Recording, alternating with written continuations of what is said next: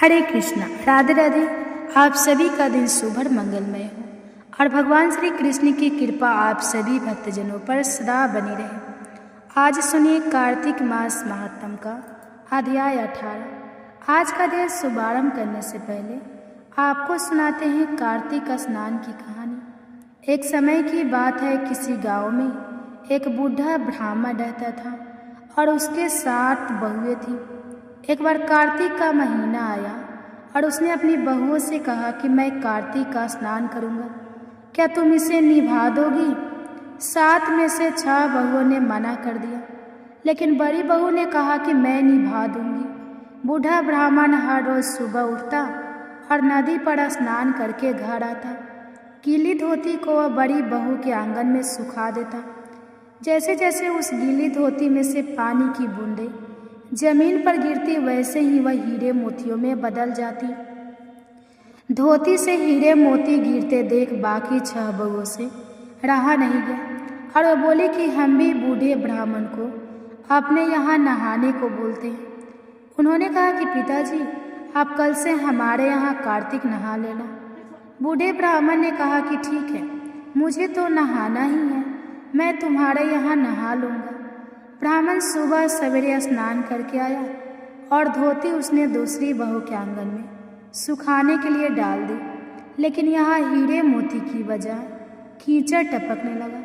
बहू ने यह देखा तो कहा कि आप हमारे यहाँ पाप का स्नान कर रहे हो, इसलिए यहाँ से जाओ और बड़ी बहू के यहाँ यह स्नान करो। ऐसा करते करते वो अपनी 6 बहुओं के यहाँ रुका, लेकिन किसी के यहाँ भी हीरे मोती नहीं झरे।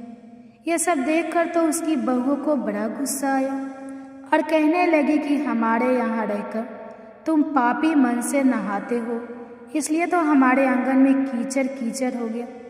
अब बेचारा बूढ़ा ब्राह्मण अपनी पहले जिस बड़ी बहू ने कहा था कि मैं कार्तिक निभा दूंगी, उसी के यहाँ जाकर रहने लगा और कार्तिक का स्नान करने लगा। कार्तिक का स्नान करके उसने फिर धोती सुखाई तो फिर से हीरे मोती गिरने लगे। अब कार्तिक का महीना समाप्त होने को था। बूढ़ा ब्राह्मण चिंता में पड़ गया तो बड़ी बहू ने इसका कारण पूछा। उसने कहा कि कार्तिक का स्नान समाप्त होने को है और मेरा मन है कि मैं सारे परिवार को एक दिन खाने का न्योता दूं। बड़ी बहू ने कहा कि पिताजी, इसमें चिंता की क्या बात है, आप सभी को बुला लें, मैं खाना बना दूंगी। बूढ़ा सभी को निमंत्रण देने गया तो बाकी बहुओं ने कहा कि जब तक यह घर पर रहेगी हम खाने घर पर नहीं जाएंगे। बूढ़ा ब्राह्मण फिर से चिंता में गिर गया कि ऐसा कैसे होगा और सूखने लगा। बूढ़े ब्राह्मण को सूखते देखकर बड़ी बहू ने कहा कि पिताजी, अब आपको क्या चिंता है? ब्राह्मण ने बाकी 6 बहुओं वाली बात बड़ी बहू को बता दी, जिसे सुनकर वह बोली कि पिताजी ठीक है, मैं खाना बनाकर रख जाऊंगी। और उसने वैसा ही किया। खाना बनाकर रख दिया और अपने लिए 4 रोटी लेकर खेत पर चली गई। इधर चारों बहू ने खाना खा लिया, लेकिन जाने से पहले बड़ी बहू की बच्चे खाने में कंकड़ पत्थर डालकर गई कि बड़ी बहू आएगी तो परेशान होगी। इधर खेत में बैठकर बड़ी बहू कहने लगी कि राम जी की चिड़िया, राम जी का खेत चुग लो। चिड़िया भर भर पेड़ मेरे ससुरी ने घर में जगह दी है और मैंने खेत में चिड़िया को बजरा डाल, वह घर आ गई। घर आई तो बूढ़ा ब्राह्मण फिर उदास बैठा था। उसने पूछा कि उदासी क्यों है, सब ठीक ठाक निपट गया? वह बोला कि हाँ, सब ठीक निपट गया, लेकिन वह तेरी देवरानी बाकी बचे खाने में कंकड़ पत्थर और मिट्टी डाल कर गई।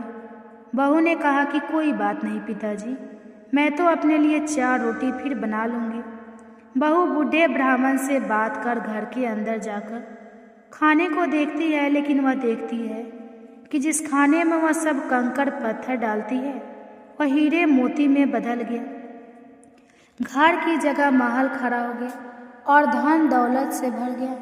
अन्न के भंडार घर में भरे पड़े हैं। वह बूढ़े को बुलाकर कहती है कि पिताजी, आपने तो कहा था कि मेरे लिए कुछ नहीं बचा है, पूरे घर तो वर्षा हो रही है, धन दौलत की साधारण सा घर महल में बदल गया है।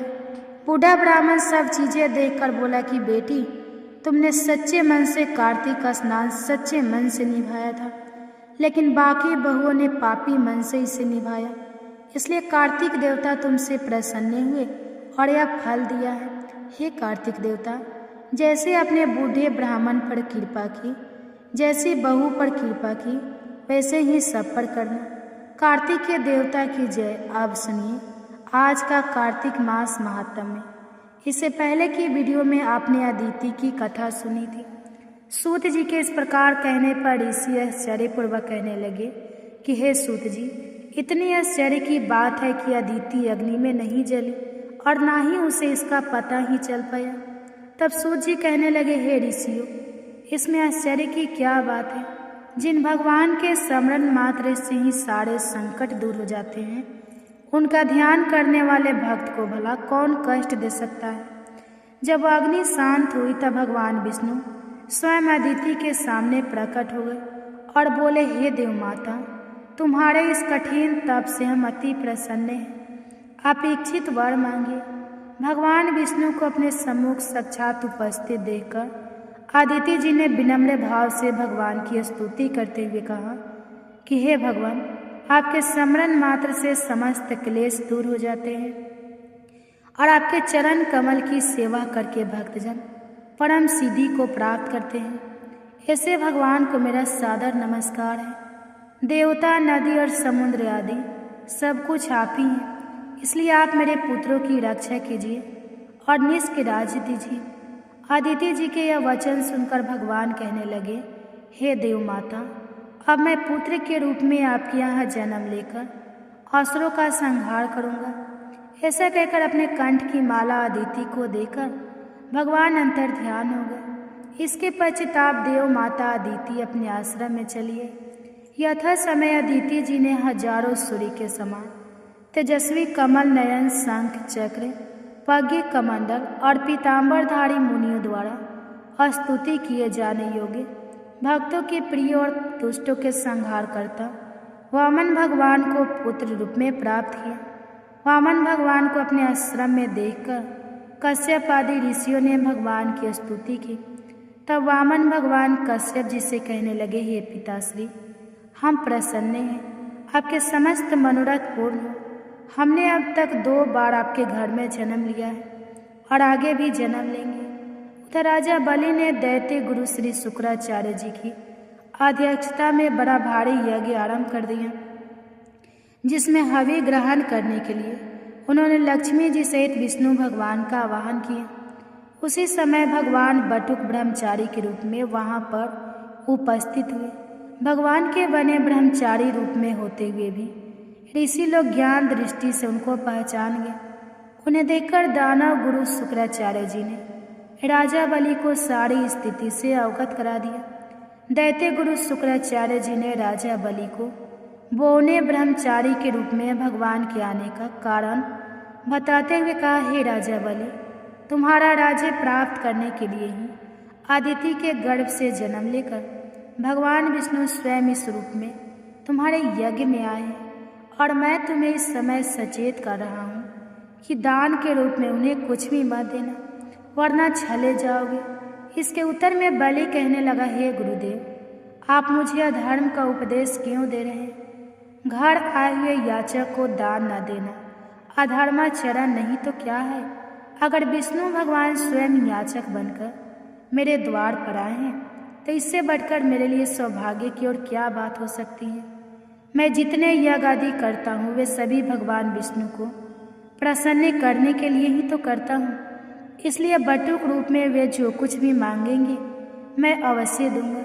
शुक्राचार्य और राजा बलि में अभी वार्ता चल ही रही थी कि वामन भगवान राजा बलि के यज्ञ मंडप में आ गए। बलि ने अर्घ आदि देकर उनका यथोचित आदर सत्कार किया, फिर हाथ जोड़कर कहने लगा, हे नाथ, आपके दर्शन पाकर मैं तो कृतार्थ हो गया। अब आज्ञा दीजिए कि मैं आपकी क्या सेवा करूं। तब भगवान कहने लगे, हे राजन, तप करने के लिए बस हमको 3 पग भूमि चाहिए। यह सुनकर राजा बलि ने हंसकर कहा, हे बटु, तुमने मांगा भी तो क्या मांगा? कुछ धन, ग्राम, शहर, हाथी और घोड़े आदि मांगे होते। यह सुनकर वामन भगवान बोले, हे दैत्यराज, मुझे किसी भी प्रकार का कोई प्रलोभन नहीं है। मुझे तो तप करने के लिए केवल 3 पग भूमि ही चाहिए। हे राजन, यह पृथ्वी सदैव किसी के पास नहीं रहती। सारी पृथ्वी को भोगने वाले मनदाता जैसे राजा आज कहाँ है? इसलिए मुझे अधिक लोभ नहीं, मात्र 3 पग भूमि ही चाहिए। चंचल लक्ष्मी को यज्ञ और दान में लगाकर तुम्हारी तरह जो अपना मार्ग सुधारते हैं वे धन्य हैं। भूमि दान से उत्तम ना कोई दान हुआ है और न आगे होगा। इसलिए हे दानवीर राजा, मुझे मात्र 3 पग भूमि दे दीजिए। विष्णु भगवान ने राजा बलि को समझाते हुए आगे कहा, हे राजा बलि, इस संबंध में मैं तुम्हें एक प्राचीन इतिहास सुनाता हूँ, ध्यान से सुनो। पहले ब्रह्मा कल्प में भद्रमती नाम का एक दरिद्र बद्र था। उसके श्रुता, सिंधु, यशोमती, शोभा, कामनी और मालिनी नाम की 6 पत्नियां और अनेक पुत्र थे। जब दरिद्रता के कारण सभी भूख से अत्यंत दुखी हो गए, तब वह ब्राह्मण अपने परिवार सहित कौशाम्बी नाम की नगरी में चला गया। वहां जाकर भद्रमती ने सुघोष नामक एक धनी ब्राह्मण से 5 भाग भूमि दान में मांगी, जो उसने दे दी। इसी 5 भाग भूमि के दान के कारण उस सुघोष नामक ब्राह्मण के विष्णु जी का जो उसने दे दी इसी 5 भाग भूमि के दान के कारण उस सुघोष नामक ब्राह्मण को विष्णु जी का परम पद प्राप्त हो गया। फिर एक अन्य ब्राह्मण की मांगने पर भद्रमती ने वह दान में मिली हुई 5 पग भूमि उसे भी दान में दे दी। इससे भद्रमती को मोक्ष की प्राप्ति हो गई। इसी कारण हे राजा बलि, मैं कहता हूँ कि मुझे 3 पग भूमि दे दो, जिससे उसे किसी को देकर मैं भी मोक्ष का साधन प्राप्त कर सकूं। वामन भगवान के द्वारा प्रेरित करने पर राजा बलि गंगा सागर अर्थात टूटी वाला लोटा लेकर भूमि का संकल्प करने को तैयार हो गया। तब शुक्राचार्य जी तपोबल से अपना सूक्ष्म रूप बनाकर राजा बलि को संकल्प करने से रोकने के लिए गंगा सागर की टूटी में जल रोककर बैठ गए। अर्थात जिस लोटे में टूटी वाला लोटा जो होता है, जिस जगह से जल की धारा निकलती है, उस जगह पर जाकर गुरु शुक्राचार्य जी बैठ गए। वामन भगवान शुक्राचार्य जी की इस चाल को जान गए, इसलिए उन्होंने देखिए क्या काम किया।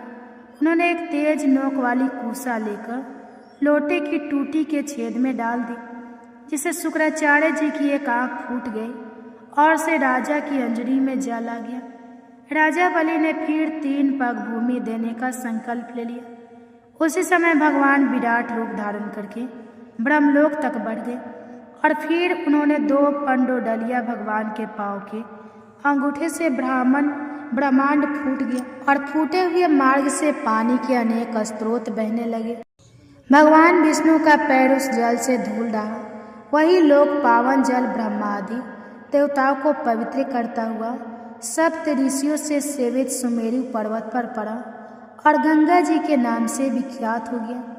इस प्रकार पतित पावनी गंगा जी की उत्पत्ति भगवान के श्री चरणों से हुई, जिसके स्नान और स्मरण मात्र से जन्म जन्मांतर के पाप नष्ट हो जाते हैं। यह दृश्य देखकर समस्त देवता और ऋषि मुनि स्तुति करते हुए बोले, हे अनंत मूर्ति, जगत संचालक परमपिता और सबके स्वामी, आपको नमस्कार है।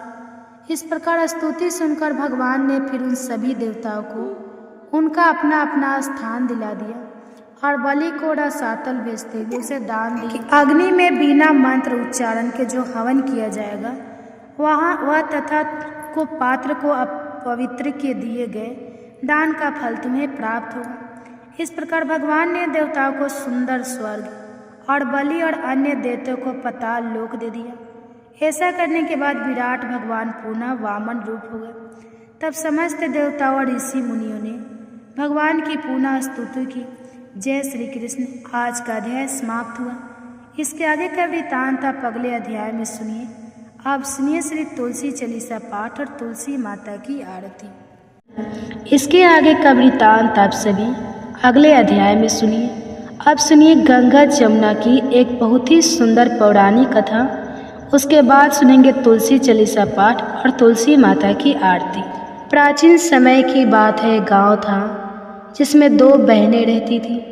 एक बहन का नाम था गंगा और दूसरी बहन का नाम था जमुना। एक बार दोनों बहनें किसी साहूकार के खेत से निकल रही थी, तो जमुना ने खेत में से 13 दाने जौ के तोड़ लिए और गंगा को दिखाने लगी। तो गंगा ने कहा कि जमुना, तूने यह क्या किया? तूने तो चोरी की है, तुझे इसका दोष लगेगा। यह सुनकर जमुना घबरा गई और कहने लगी कि बहन, मेरा यह पाप कैसे उतरेगा? तब गंगा कहने लगी कि तू अब ऐसा कर कि जिस साहूकार का यह खेत है उसके घर जाकर 12 साल तक नौकरी कर, तभी तेरा पाप उतरेगा और इससे तुझे इस दोष से मुक्ति मिलेगी। तो यह सुनकर जमुना साहूकार के घर चली गई और वहाँ जाकर साहूकार से कहा कि बाबा, मुझे काम पर रख लो। तो साहूकार को काम वाले की ज़रूरत थी। उसने कहा कि ठीक है बेटा, तुम क्या क्या काम कर सकती हो? तो उसने बताया कि बाबा, मैं सारे काम कर सकती हूँ, लेकिन 4 काम नहीं करूँगी। जूठे बर्तन नहीं धोऊंगी, झाड़ू नहीं लगाऊंगी, बिस्तर नहीं बिछाऊंगी और दिया नहीं जलाऊंगी। उसे काम पर रख लिया, उसे साहूकार से मिलवाया। तो साहूकार नहीं बड़ी खुश हुई। फिर जमुना उनके यहाँ काम करती रही। साहूकार और साहूकारनी ने माता पिता की तरह उसे स्नेह दिया। जिन 4 कामों को बोला था वह काम उससे कभी नहीं करवाए। ऐसा करते करते समय बीत गया। 12 साल बीत गए और 12 साल के बाद में कुंभ का मेला लगा। तो साहूकार ने साहूकारनी से कहा कि चलो, कितने सालों बाद यह मेला लगा है, हम स्नान करके आते हैं। तो उन्होंने जमुना से पूछा तो उसने कहा कि नहीं, मैं तो नहाने के लिए नहीं जाऊंगी।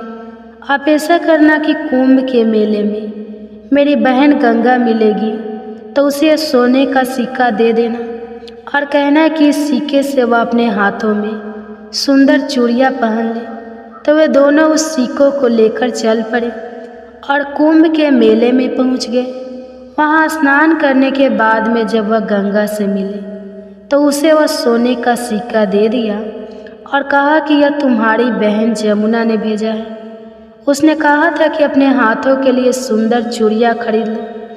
यह देखकर गंगा बहुत खुश हुई और वह कहने लगी कि तुम मेरी बहन से कहना कि उसके 12 वर्ष पूरे हो गए, अब वह यहाँ वापस आ जाए। तो साहूकार और साहूकारनी को उसकी बात समझ में नहीं आई। वह घर पर आ गई। जमुना उस समय मटके में पानी भर रही थी। तो उसने कहा कि माँ, मेरी बहन गंगा आपको मिली थी क्या? तो साहूकारनी ने कहा कि हाँ बेटा, तुम्हारी बहन मिली थी। वह सिक्का तो हमने उसे दे दिया, पर उसने तो कहा कि मेरी बहन को बोल देना 12 वर्ष पूरे हो गए हैं, इसलिए तुम वापस आ जाओ। क्या बात थी? बस इतना समाचार सुनते ही जमुना सहस्त्र धारा में बदल गई और बहने लगी।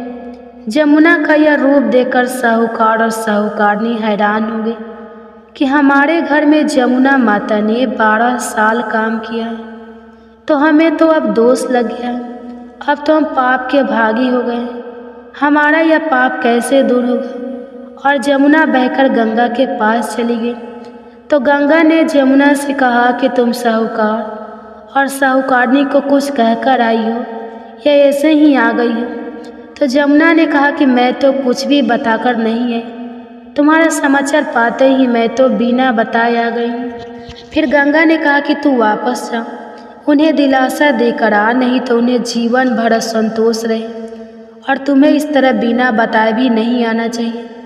फिर गंगा के कहने पर जमुना माता ने साहूकार और साहूकारनी को अपने सपने में दर्शन दिए और कहा कि तुम दोनों इस तरह उल्टे माथे क्यों पड़े हो?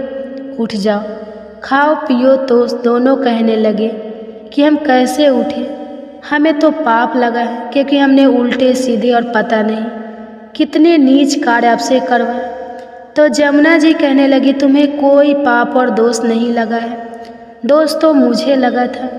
मैंने तुम्हारे खेत से 13 दाने जौ के चुराए थे, तो मैं अपना दोष उतारने के लिए तुम्हारे घर आई थी। अब 12 साल तुम्हारे घर रहने से मेरा दोष उतर गया है और मेरी मुक्ति हो गई है। और अगर आपने मुझसे काम करवाया है तो प्यार भी तो दिया है। आप मेरे माता और पिता हो, इस तरह उदास और परेशान होने की आपकी कोई ज़रूरत नहीं है। आपके यहाँ 12 साल रही हूँ तो आपकी भी मुक्ति होगी और आपके घर में अन्न धन के भंडार भरेंगे और आपकी संतान की प्राप्ति होंगी। इतना कहकर जमुना जी उनके सपने से चली गई।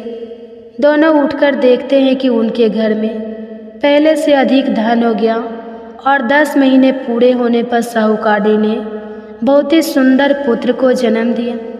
इस तरह साहूकार और साहूकारनी के घर धन अन्न का वास हुआ और वंश की वृद्धि हुई। हे जमुना माता, जैसे आपने साहूकार और साहूकारनी को मुक्ति कराई, वैसे ही अपने सभी भक्तों को भी कराना, जो भी भक्ति भाव और प्रेम से आपकी इस कथा को सुने और सुनाए, इसके महत्व के बारे में बताएं, उनकी सभी मनोकामनाएं पूरी करना। बोलिए गंगा माता और जमुना माता की जय। सी भवती सत्यवती सुखदनी नमो नमः। हरि प्रेसी श्री वृंदा गुण खानी, श्री हरि शीस विरजन देहु, अमर वर्य बेजनहित। हे वृंदावनी अब ना करहु विलंब, धन्य धन्य श्री तुलसी माता महिमा, अगम सदा श्रुति गाता हरि के प्राणों से तुम प्यारी। हरहि हेतु किन हो तपरी, जब प्रश्न है दर्शन दीन हो, तब कर जोरु विनय उसकी हो। हे भगवंतम कंत मम होए, दीन जानी जान छाड़ छ, सुनि लक्ष्मी तुलसी की बानी। दीन हो श्राप कथ परयानी, उस आयोगी वर मांगन हारी। हो बीट पर तुम जर तनुधारी, सुनि तुलसी शपथ ही माहु। करहु वास तुनीचन धामा दियो वचन, हरि तब तत्काला सुनहु सुमुख जानी। बिहाला समय पाई योरो पाती, तोरा पुजही आस। वचन सत्य मोरा तब को कुल, मह गोप सुदामा तू भई तुलसी दामा। कृष्ण रास लीला के माही, राधे सके प्रेम लाखे नाही। दियो श्राप तुलसी तत्काल नर लोक, कहीं तुम जन्म हो। यो बाला यो गोप बह दानव राजा, शंख चूर्ण नामक सिर ताजा। तुलसी भता सुखी नारी परम सती गुण, रूप अगारे अस दवे कल्पवती। जब गए कल्प तृतीय जन्म तब भय हो, वृंदा नाम भय हो। तुलसी को असुर जलंधर, नाम पति को कर अति बंद अतुर बल। धामा किन्हा शंकर से संग्रामा, जब निज सने सहित शिव हारे। मरही ना तब कर हर की पुकारे, पतिव्रता वृंदा थी नारी को ना सके पतही संगहारी। तब जलंधर ही भेष बनाई, वृंदा ढीग हरि पहुँचो जा। शिव हित लही करी कपट प्रसंगा, कियो सती त्वे धर्म तो ही भंगा। भयो जलंधर कर संगहारा सुनी, उर्सो के उपारा ही छन की दियो कपट। हरि तारी लखी वृंदा दुख गिरा, उचार जलंधर जसे हते। अभीता सोई रावण दस हरहि सीता, हास्य प्रस्तर सम हृदय। तुम्हारा धर्म खंडे माँ में पति सहारा, यही कारण लई श्राप हमारा होए तनुपासन। तुम्हारा सुनी हरि तुरंत ही वजन, उचार दियो श्राप बीना। विचारो लखे नानी जी कर तू, तपति को लन हियो। जब पार्वती को जरमति, तू अस हो जर रूपा। जग मह तुलसी बिटपे अनूपा, धगवर रूपे हर शाली ग्रामा। नंदी गंडक बिच लालामा, जो तुलसी दल हम ही चढ़ाई है, सब सुख भोग परम पद पाई है। बिन तुलसी हरि जलत शरीरा, अतिशय उठत शीस उर पीरा। जो तुलसी दल हरि सिर धारित, सुसहस्त्र घट अमृत डारित। तुलसी हरि मन रंजन, हारी रोग दोष दुख भंजन। हारी प्रेम सहित हरि भंजन, निरंतर तुलसी राधा में नाही। अंतर व्यंजन हो 56, हो प्रकार बीन तुलसी दल ना हरहि। प्यारा सकल तीर्थ, तुलसी तर छाही लह दे। मुक्ति जन संशय, नाही कवि सुंदर एक हरि गुण गावत। तुलसी ही निकट सहस, गुने पावत। बसत निकट दुर्वासा, धामा जो प्रयास ते। पूर्व ललामा पाठे करहि, जो नित नर नारी होई। सुख भाषा ही त्रिपुरारी, तुलसी चालीसा पढ़ी। तुलसी तरु गिरिधारी, दीपदान करी पुत्र फल पावा। बंध नारी सकल दुख दरिद्र हरि। हारि परम प्रसन्न आसी, धन जन गही। कर बसहि पूर्णात्रहि, अभिमत फल जगत। महिलाही पूर्ण सब काम कज दलहि। तुलसी तक सहज बसहि, हरि राम तुलसी महिमा। नाम लखि तुलसी सुत सुखी, राम मानस चालीसा। रचो जग मह तुलसीदास, प्रेम से बोली तुलसी महारानी की जय। जय तुलसी महारानी नमो नमः, हर की पटरानी नमो नमः। तुलसी महारानी नमो नमः, धन्य तुलसी पुरन तप कीनो। शालीग्राम बनी पटरानी नमो नमः। तुलसी महारानी नमो नमः, हर की पटरानी नमो नमः। जाके पत्र मंजरी कोमल श्रीपति, कमल चरण लपेटानी नमो नमः। तुलसी महारानी नमो नमः, हरि की पटरानी नमो नमः। कौन महीने बोई रानी, तुलसा कौन महीने हुई हरियाली। नमो नमः तुलसी महारानी नमो नमः, हर की पटरानी नमो नमः। कौन महीने हुई तेरा पूजा, कौन महीने हुई पटरानी नमो नमः। तुलसा महारानी नमो नमः, आषाढ़ मास में बोई रानी तुलसा। सावन महीने हुई हरियाली नमो नमः। तुलसी महारानी नमो नमः, हरि की पटरानी नमो नमः। कार्तिक मास में हुई तेरी पूजा, मंगशीर मास हुई पटरानी नमो नमः। तुलसी महारानी नमो नमः, हर की पटरानी नमो नमः।